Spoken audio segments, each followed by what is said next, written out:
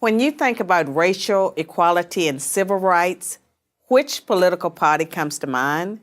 The Republicans or the Democrats? Most people would probably say the Democrats, but this answer is incorrect. Since its founding in 1829, the Democratic Party has fought against every major civil rights initiative and has a long history of discrimination. The Democratic Party defended slavery, started the Civil War, opposed Reconstruction, founded the Ku Klux Klan, imposed segregation, perpetrated lynchings, and fought against the Civil Rights Acts of the 1950s and 1960s. In contrast, the Republican Party was founded in 1854 as an anti-slavery party.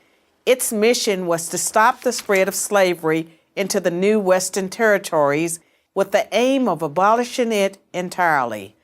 This effort, however, was dealt a major blow by the Supreme Court in the 1857 case Dred Scott versus Sandford. The court ruled that slaves aren't citizens, they're property. The 7 justices who voted in favor of slavery, all Democrats.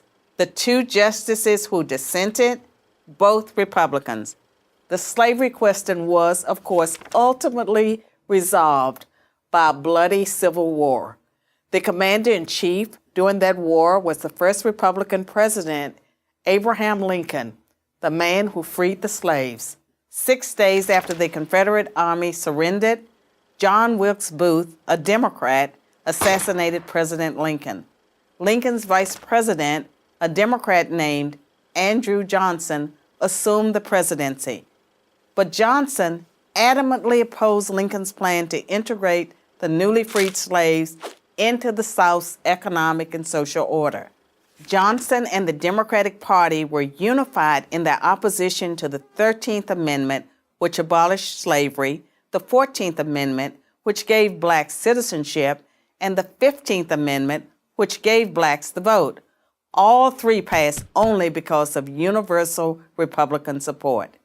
During the era of Reconstruction, federal troops stationed in the South helped secure rights for the newly freed slaves. Hundreds of black men were elected to Southern state legislatures as Republicans, and 22 black Republicans served in the U.S. Congress by 1900. The Democrats did not elect a black man to Congress until 1935. But after Reconstruction ended, when the federal troops went home, Democrats roared back into power in the South. They quickly reestablished white supremacy across the region with measures like black codes, laws that restricted the ability of blacks to own property and run businesses, and they imposed poll taxes and literacy tests used to subvert black citizens' right to vote. And how was all of this enforced? By terror, much of it instigated by the Ku Klux Klan, founded by a Democrat, Nathan Bedford Forrest. As historian Eric Foner, himself a Democrat, notes, in effect, the Klan was a military force serving the interests of the Democratic Party. President Woodrow Wilson, a Democrat, shared many views with the Klan. He resegregated many federal agencies and even screened the first movie ever played at the White House, the racist film, The Birth of a Nation, originally entitled The Klansman.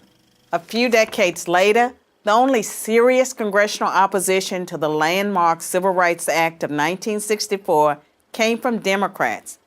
80% of Republicans in Congress supported the bill, less than 70% of Democrats did. Democratic senators filibustered the bill for 75 days until Republicans mustered the few extra votes needed to break the logjam. And when all of their efforts to enslave blacks, keep them enslaved, and then keep them from voting had failed, the Democrats came up with a new strategy. If black people are going to vote, they might as well vote for Democrats, as President Lyndon Johnson was purported to have said about the Civil Rights Act. I'll have them voting Democrat for 200 years. So now, the Democratic Party prospers on the votes of the very people it has spent much of its history oppressing. Democrats falsely claim that the Republican Party is the villain when in reality it's the failed policies of the Democratic Party that have kept blacks down. Massive government welfare has decimated the black family. Opposition to school choice has kept them trapped in failing schools. Politically correct policing has left black neighborhoods defenseless against violent crime. So when you think about racial equality and civil rights, which political party should come to mind? I'm Carol Swain, professor of political science and law at Vanderbilt University for Prager University. Thanks for watching. To keep our videos free, click here.